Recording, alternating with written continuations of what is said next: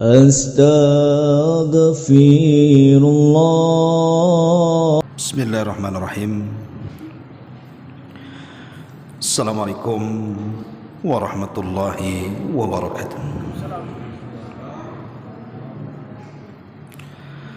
Alhamdulillah wassalatu wassalamu ala Rasulillah wa ala alihi wa sahbihi wa mawalah wa la hawla wa la quwata illa billahi wa ba'du. Alhamdulillah, segala puja dan puji hanya milik Allah subhanahu wa ta'ala. Salawat dan juga salam kita hadiahkan kepada Rasul kita Nabi besar Muhammad sallallahu alaihi wa ala alihi wasallam. Pembahasan di malam hari ini kita akan membahas tentang beberapa dosa yang dilakukan manusia, dan dosa itu sadar atau tidak bisa menghancurkan tatanan kehidupan umat manusia, baik menghancurkan individu, keluarga, bahkan umumnya masyarakat. Lalu apa dosa-dosa yang disebutkan di sini? Ada 20 dosa yang disebutkan para ulama. Maka kita akan membahas secara singkat tetapi tidak mengurangi isi dan kandungan pembahasan di dalamnya. Yang pertama adalah dosa al-hasad, dosa hasad. Kita tahu bahwa hasad adalah penyakit yang pertama kali dilakukan di langit dan penyakit yang pertama kali ditimbulkan di bumi. Adapun di langit, hasadnya iblis kepada Adam, dan adapun di bumi hasadnya Qabil kepada Habil. Dan akibat hasad ini kita lihat iblis dilaknat dan diusir dari surga, sementara Qabil melakukan pembunuhan dan dosa pertama di dunia. Itulah bahayanya hasad. Bisa menghancurkan iblis yang tadinya makhluk yang ahli ibadah menjadi makhluk yang dilaknat sepanjang masa. Menjadikan Qabil menanggung dosa setiap para pembunuh sejak dia membunuh sampai hari kiamat. Siapapun yang membunuh, maka Qabil mendapatkan dosa bagiannya. Ma'asyiral muslimin yang dimuliakan Allah Azza wa Jalla, makanya hasad itu penyakit yang menghancurkan segalanya, menghancurkan keluarga, bertetangga dan masyarakat umumnya. Sampai-sampai Al-Imam Al-Hasan Al-Basri rahimahullahu ta'ala mengatakan, ma ra'aitu zaliman ashbaha bimadlum. Ma ra'aitu zaliman, aku tidak pernah melihat ada orang zalim kedudukannya sama dengan orang yang dizalimi. Aku tidak pernah melihat orang zalim kedudukannya sama seperti orang yang dizalimi. Itulah orang hasad. Dia yang berbuat salah kepada orang, tapi dia yang merasakan sakitnya. Karena orang hasad itu kalau tidak sampai keinginannya, maka dia akan merasa sakit hatinya. Padahal dia yang berbuat salah, dia pula yang terkena sakit hatinya. Ma'asyiral muslimin wal muslimat rahimani wa rahimakumullah. Nabi mengatakan, iyyakum wal hasada, fa innal hasada ya'kulul hasanat kama ta'kulun narul hatab. Hati-hati kalian jangan hasad, karena sesungguhnya hasad itu bisa memakan kebaikan sebagaimana api bisa membakar kayu bakar dengan cepat. Artinya hasad itu mudah menghabiskan kebaikan yang sudah kita lakukan. Ini yang pertama. Kemudian yang kedua, al-bukhlu, kebakhilan. Al-Imam Ibnul Qayyim rahimahullahu ta'ala mengatakan bakhil itu tidak mesti dalam harta. Ada orang fakir yang berhajat kepada bantuan kita, tidak mau membantunya. Bukan hanya sebatas itu bakhil itu, tetapi bakhil itu banyak macamnya. Dan di antara manusia yang paling bakhil di dunia, pertama adalah bakhil dengan ilmu. Dia tidak mau menyampaikan kebenaran. Yang kedua, bakhil untuk memuji Allah. Tidak mau memuji Allah subhanahu wa ta'ala dengan menyebutkan nama-namanya yang indah dan sifat-sifatnya yang mulia. Kemudian yang ketiga, bakhil untuk tidak bersalawat kepada Nabi SAW.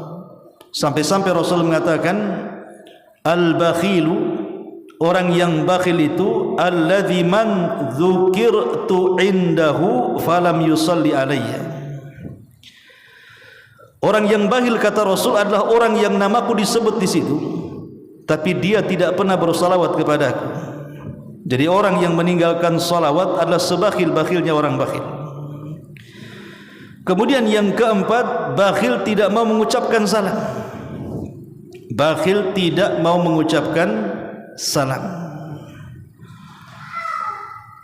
Dan itu disebutkan di dalam hadis Nabi SAW tentang orang yang bakhil adalah orang yang tidak mau mengucapkan salam.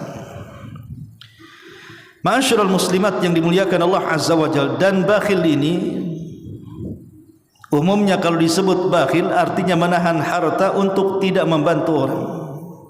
Itu umumnya kalimat bakhil di situ. Dan bakhil ini membahayakan karena menghilangkan kesempatan untuk meraih pahala sebanyak-banyaknya dengan sedekah. Ketika datang bakhil, hilang sedekah, dan akan banyak kehancuran di masyarakat, akan banyak kejahatan yang muncul dari orang-orang fakir dan miskin. Karena ketika perut lapar, kemudian tidak ada makanan yang dimakan, pasti mereka akan membuat kriminal. Siapa yang disalahkan? Yang disalahkan adalah orang-orang kaya yang mereka tidak bersedekah, membantu orang-orang itu untuk mengisi perut dan makanannya. Ma'asyiral muslimin wal muslimat rahimani wa rahimakumullah. Kemudian yang ketiga, adamu thiqati billahi azza wa jalla. Tidak adanya keyakinan kepada Allah subhanahu wa ta'ala, tidak mempercayai Allah subhanahu wa ta'ala. Percaya dengan Allah subhanahu wa ta'ala adalah sifat para wali. Makanya Yahya bin Mu'ad mengatakan, thalathu khisalin min sifatil awliya. Ada 3 sifat yang menempel kepada wali-wali Allah subhanahu wa ta'ala. Pertama, as-thiqatu billahi fi kulli syai', yakin dengan Allah atas segala sesuatu. Wal ghina bihi an kulli syai', merasa cukup dengan sesuatu dan tidak berhajat kepada manusia. Dan yang ketiga, warruju ilaihi min kulli syai', dan dia kembali merasa bersalah apabila dia melakukan hal-hal yang salah akan segala sesuatu. Nah, di sini disebutkan bahwa di antara sifat-sifat wali adalah as-thiqatu billah, yakin dengan Allah. Tapi betapa banyak di antara kita yang tidak yakin dengan Allah. Jadi orang yang berdoa tidak dikabul-kabulkan oleh Allah, dia pun akhirnya tidak yakin dengan Allah. Kemudian merasa istijal dan mengatakan, aku sudah banyak berdoa tapi tidak dikabul-kabulkan. Atau orang yang kurang tawakal dengan Allah, sehingga ketika dia kurang sandarannya dengan Allah subhanahu wa ta'ala, segala sesuatu akhirnya disalahkannya. Kenapa nasib sial ini menimpa diriku? Kenapa tidak menimpa orang? Kenapa asih saya yang sakit, orang tidak? Kenapa asih saya yang gulung tikar, kenapa orang tidak? Tidak yakin dengan Allah, tidak yakin dengan pemberian Allah subhanahu wa ta'ala. Akhirnya menyalahkan Allah Subhanahu wa taala, padahal sadar ataupun tidak Allah sudah banyak memberikan nikmat kepada dia. Maka ini bahaya orang yang tidak yakin dengan Allah Subhanahu wa taala, karena dia akan meragukan apapun yang telah Allah anugerahkan kepadanya. Kemudian yang ketiga, yang keempat adalah kesedihan yang mendalam, al-haznu asyadid, kesedihan yang mendalam. Orang bersedih karena musibah itu sebenarnya tidak salah.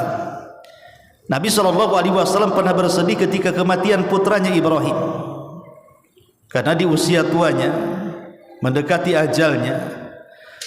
Satu-satunya yang membahagiakan Nabi SAW adalah kelahiran seorang putra laki-laki dari Maria Kiptia budaknya. Karena anak laki-laki di zaman jahiliyah sendiri adalah anak kebanggaan. Bahkan anak wanita itu dianggap anak hina, sehingga sebagian mereka menguburkan hidup-hidup. Jadi kalau punya anak laki-laki itu kebanggaan. Lah Nabi SAW di usia senjanya tiba-tiba dianugerahkan anak laki-laki dari Maria Kiptia dan diberi nama Ibrahim. Tetapi sayang, di usia 1 tahun 8 bulan Ibrahim pun sakit yang mengakibatkan kematiannya. Pupuslah harapan Nabi SAW punya keturunan laki-laki yang hidup sampai dewasa. Makanya saat menguburkan Ibrahim, Rasul sedih sehingga dia menangis sampai 3 hari. Kemudian Abdurrahman ibn Auf meriwayatkan sebuah hadis ketika dia datang kepada Nabi SAW dan mengatakan, "Ya Rasulullah, wahai Rasul, kenapa engkau menangis? Bukankah kau yang melarang tidak boleh menangis karena kematian?" Maksudnya yang dikehendaki Abdurrahman bin Auf adalah an-niyaha, meratap. Tapi Nabi SAW mengatakan, "Ya bena Aufin, innaha rahmatun." Ini bukan ratapan, ini adalah air mata rahmat. Kemudian dia mengatakan, "Ya ibna Auf, innal aina la tadma wa innal qalba la tahzan wa inna bi firakika ya Ibrahim la mahzun." Wahai ibna Auf, sesungguhnya mata ini bisa mengeluarkan air mata, sesungguhnya hati ini bisa bersedih, dan sesungguhnya perpisahan aku dengan Ibrahim sangat menyesakkan dada. Tetapi aku tidak pernah mengeluarkan kata-kata kecuali yang Allah ridhai.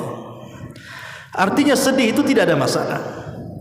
Tapi yang dimaksud sedih ini sampai kepada tingkat putus asa.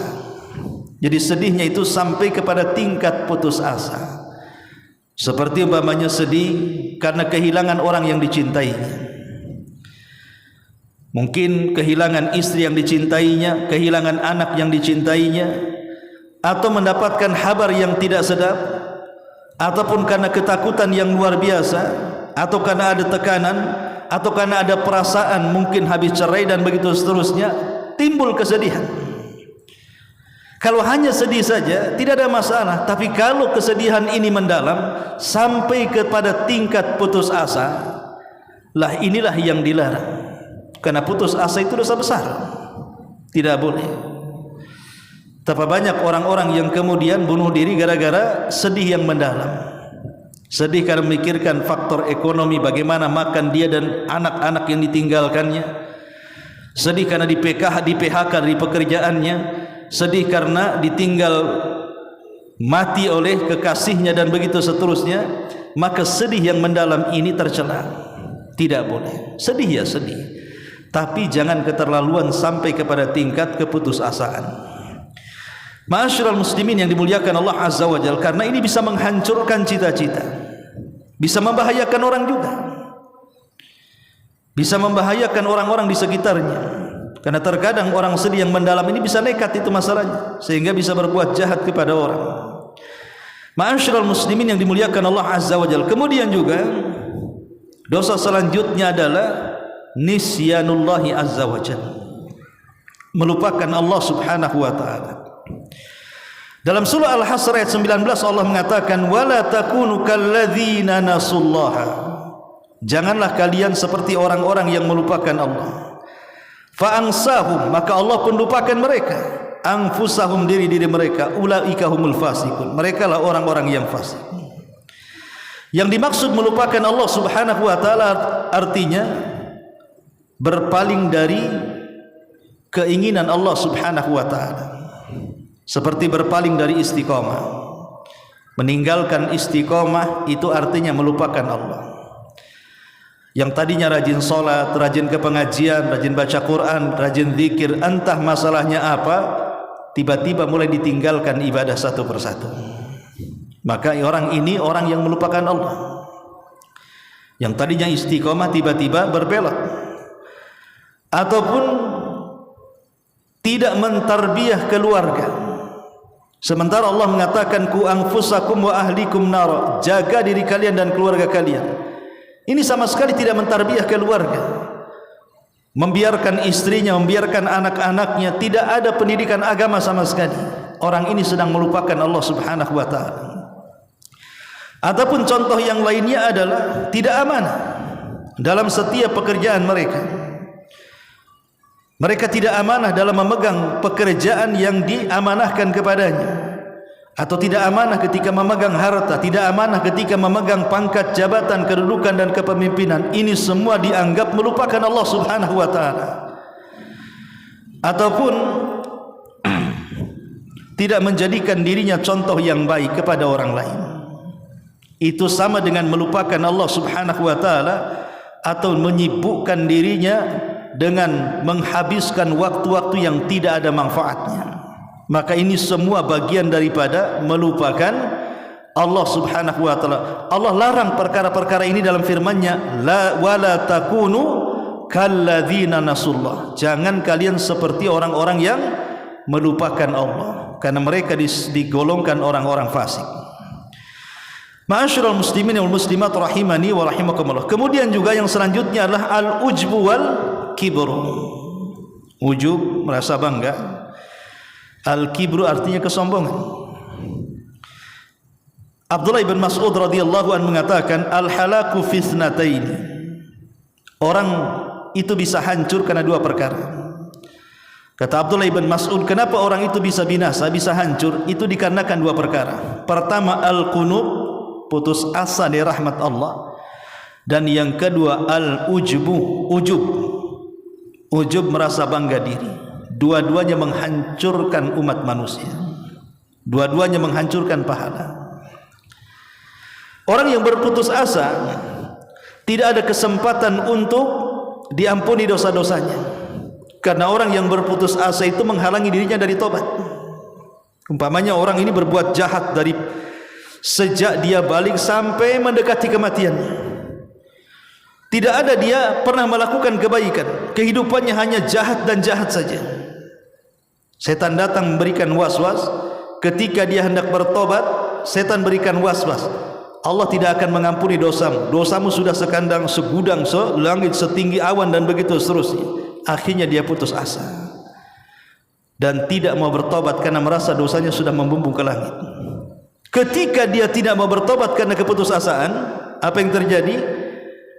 Dia tidak bisa memperbaiki dirinya dengan Allah. Maka putus asa itu yang menghancurkan kehidupan kebahagiaan dia di akhirat, karena itu penghalang tobat. Yang kedua, ujub. Orang yang ujub itu menghancurkan pahala.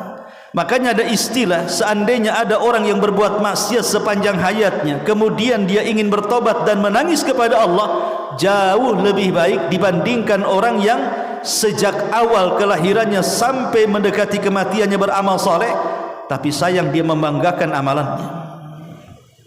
Jadi orang yang menangis karena takut kepada Allah akan dosanya jauh lebih baik dibandingkan orang yang berbangga dengan seluruh amal kebaikannya. Ujub ini menghancurkan diri sendiri. Termasuk juga sombong. Sombong adalah penyakit syaitan. Penyakit syaitan yang mengatakan di hadapan Adam, ana khairun minhu, saya lebih baik dibandingkan dia. Makanya kata para ulama, kalimat anania, kalimat akuisme, sayaisme, saya, itu alamat kibar, kesombongan. Karena kalimat itu diucapkan yang mengawalinya adalah iblis. Saya lebih baik. Maka kalau ada orang yang membanggakan dengan kalimat saya, kalimat ana, kalimat aku, kalimat gue dan begitu seterusnya, ini alamat kesombongan. Kalau tidak karena saya, kalau bukan karena saya, tahukah saya? Dia tidak tahu siapa saya dan begitu seterusnya. Kalau sedikit saya, ini sesungguhnya penyakit iblis. Karena iblis sombong itu diawali dengan kalimat ana, saya. Ya. Maka ananiyah ini payah dalam Islam, tidak boleh, karena itu pemicu kesombongan. Ma'asyiral muslimin wal muslimat rahimakumullah. Kemudian yang selanjutnya adalah menyia-nyiakan waktu, tidak memanfaatkan waktu dengan baik. Kenapa Al-Quran terutama dalam juz amma waktu wadduha wal asri wal fajri wal laili wan nahari dan banyak lagi ayat-ayat yang menunjukkan sumpah Allah dengan waktu, karena waktu itu memiliki kedudukan tersendiri di hadapan Allah Subhanahu wa ta'ala, dan manusia akan berjalan dengan waktu. Makanya Nabi SAW sampai mengatakan ni'matani maghbunun fihi makatsiru minan nasi as-sihhatu wal farq. Dua nikmat yang kebanyakan manusia melalaikannya. Pertama, kesehatan. Sehat itu terkadang dilalaikan. Betapa banyak orang ketika sehat lupa ibadah, ketika sakit rajin ibadah. Ketika sehat jarang berzikir, ketika sakit rajin pula berzikir. Ketika sehat dan sanggup untuk mengambil harta, mencari harta dengan mudah, dia pun tidak bersedekah. Ketika sakit ingin pula berandai-andai dia bersedekah. Betapa banyak orang-orang yang melupakan nikmat sehat ini. Kemudian wal faragh, dan waktu yang sia-sia lewat begitu saja. Banyak orang-orang yang di tengah-tengah tidak sibuknya dia gunakan hanya untuk sesuatu yang tidak ada faedahnya. Ada orang yang seharian itu tertawa kakak-kakak enggak jelas dari pagi sampai sore.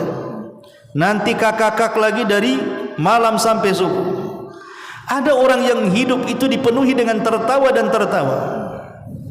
Kalau tertawa maksudnya menghibur saudaranya yang sedang kena kemalangan atau musibah, boleh jadi mungkin bisa sebuah ibadah, menghibur orang dengan tertawa supaya menghilangkan kesedihannya dan memasukkan kebahagiaan ke dalam hatinya.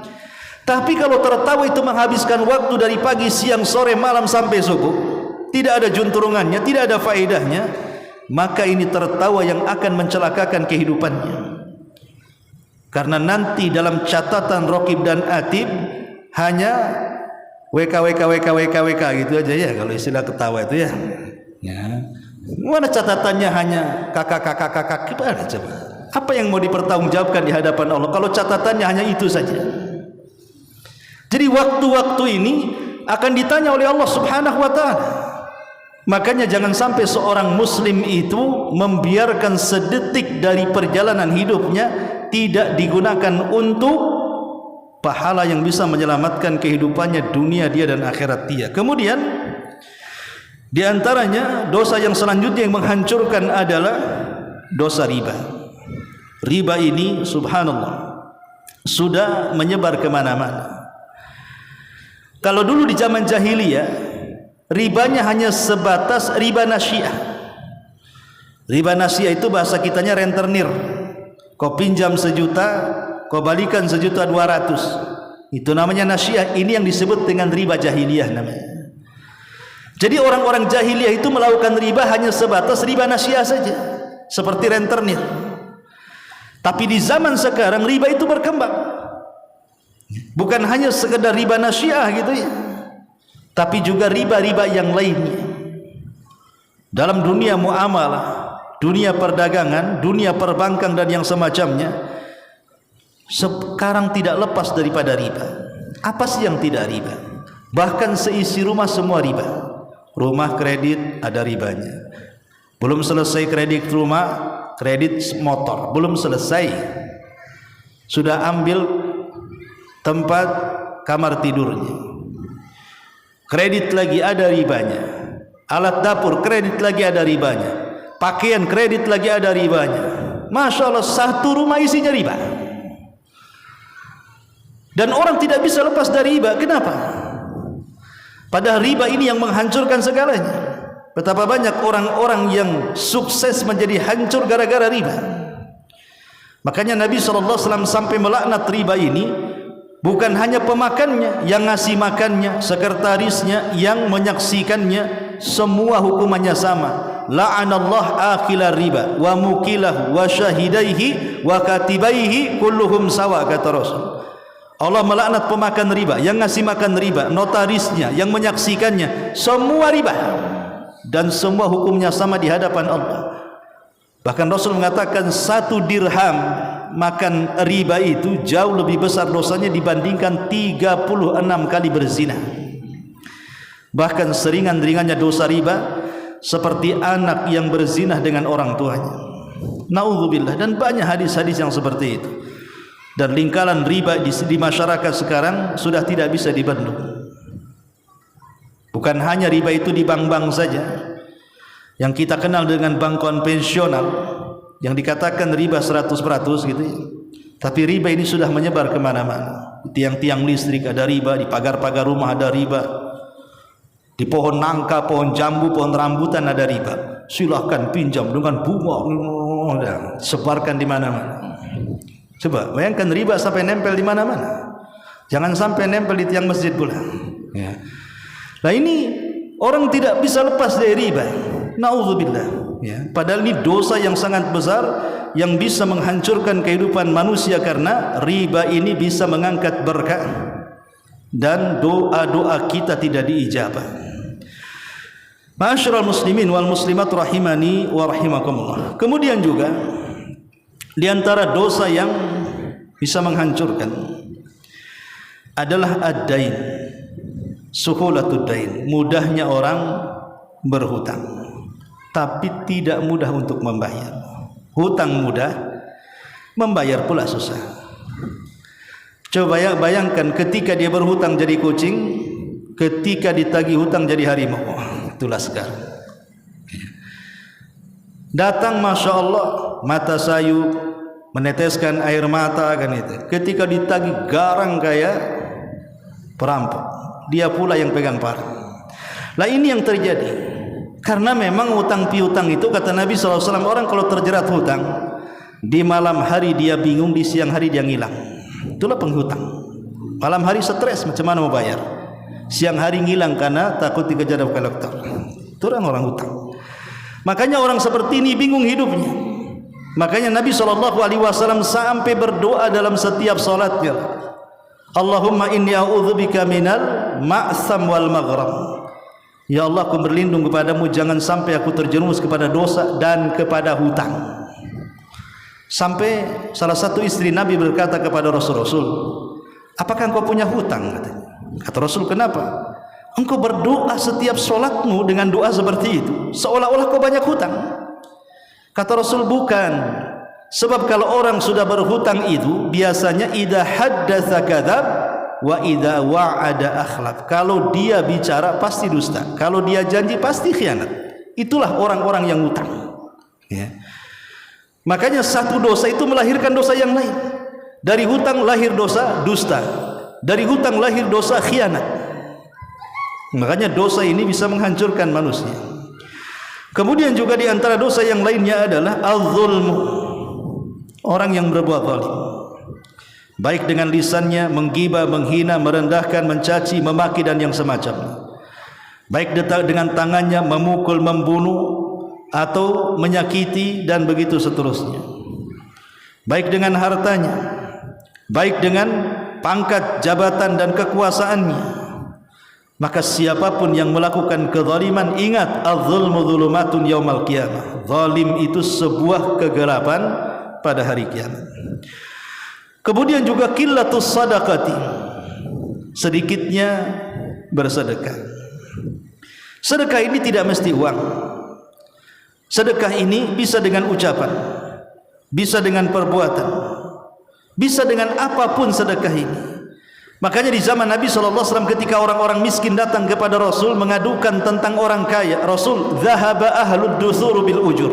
Rasul, enak kali ya orang kaya itu, mereka bisa membawa pahala mereka, kami tidak bisa, katanya. Mereka sholat, kami sholat. Mereka puasa, kami puasa. Mereka haji, mereka baca Quran, kami baca Quran. Dalam hal ini kita bisa imbang. Tapi ketika mereka bersedekah, mereka bisa haji dengan kekayaannya, bisa umrah dengan kekayaannya, bisa berkurban dengan kekayaannya, bisa bangun masjid dengan kekayaannya, bisa bangun pesantren, madrasah dengan kekayaannya, bisa menolong orang miskin dengan kekayaan. Kami orang miskin tak bisa. Enak kali orang kaya itu, katanya. Maka Nabi SAW mengatakan, apakah kalian kira bersedekah itu hanya dengan uang? Tidak. Bukankah setiap ucapan tasbih subhanallah sedekah? Bukankah setiap tasbih alhamdulillah, setiap tahmid alhamdulillah sedekah? Bukankah setiap takbir Allahu akbar sedekah? Bukankah setiap tahlil la ilaha illallah sedekah? Bukankah al-amru bil ma'ruf wan nahyu anil munkar sedekah? Bukankah al-kalimatut thayyibah, kalimat yang indah santun sedekah? Bukankah setiap orang yang menggauli pasangannya pun dianggap sedekah? Jadi sedekah ini macam-macam, ya. Karena qillatus shadaqah ini penyakit, apalagi berkaitan dengan harta.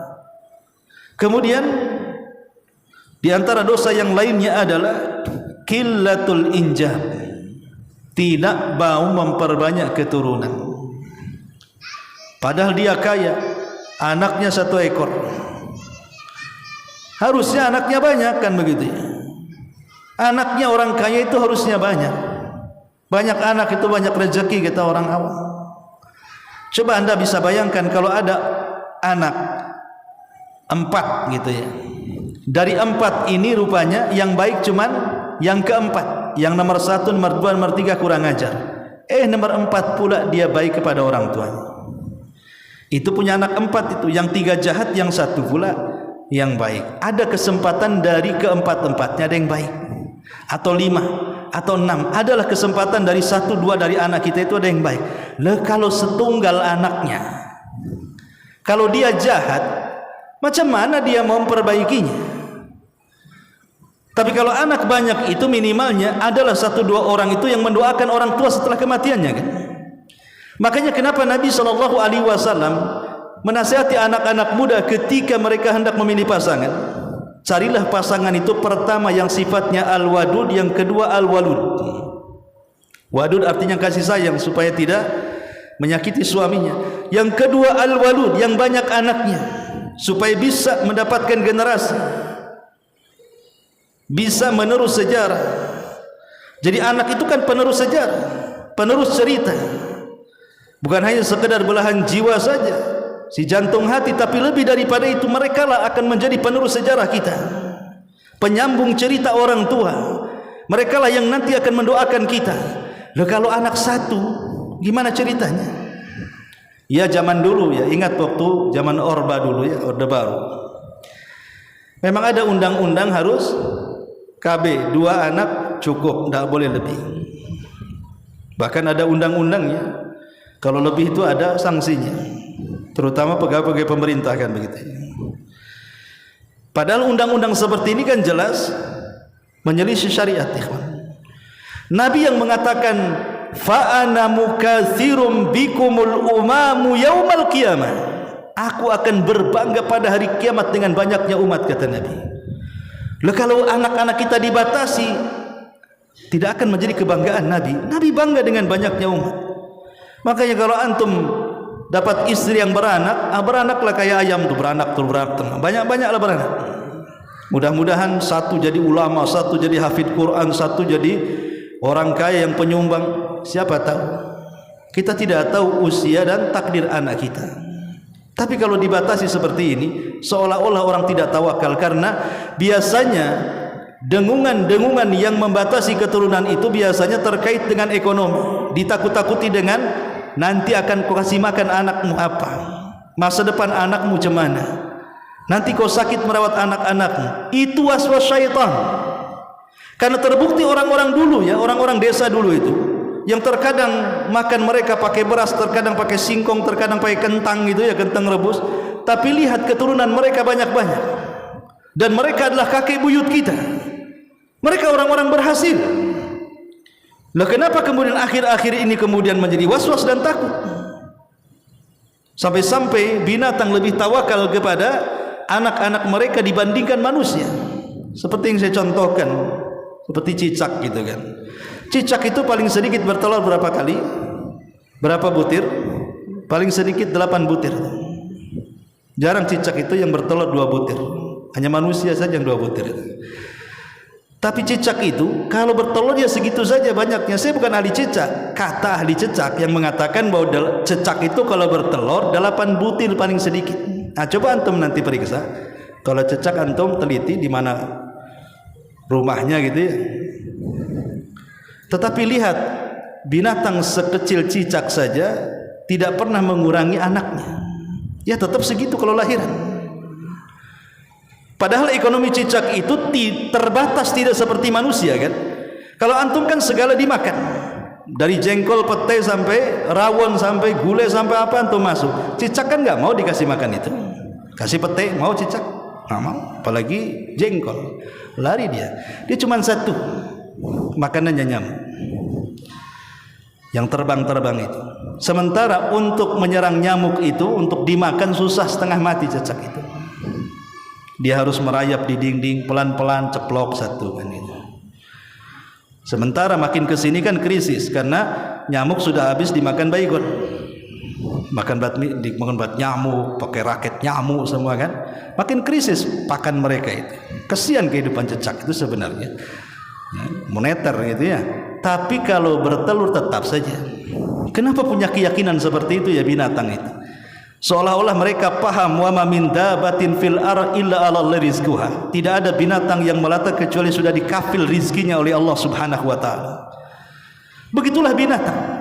Tawakalnya kuat, burung-burung yang banyak anaknya itu, mereka terbang saja, ngikuti instingnya dan pasti dapat makanan. Lah kalau seandainya kekuatan tawakal manusia itu kuat sekuat binatang, saya yakin tidak ada yang akan membatasi keturunan. Apalagi sampai kemudian mengancam gitu ya, laki-laki harus dikurangi, dikasih obat supaya keturunannya tidak banyak. Ini undang-undang yang tidak jelas. Kemudian di antara dosa yang lainnya adalah la yu'minu bil qada'i wal qadar. Tidak beriman dengan putusan dan takdir Allah Azza wa Jalla. Ada dalam kehidupan manusia itu orang yang tidak ridho dengan pemberian. Jadi kalau diberikan sedikit murka dan marah, kalau diberikan banyak seolah-olah Allah sedang sayang dengan dia. Orang ini tidak yakin dengan takdir. Orang-orang yang tidak yakin dengan takdir itu hidupnya akan stres, dipastikan hidupnya bingung.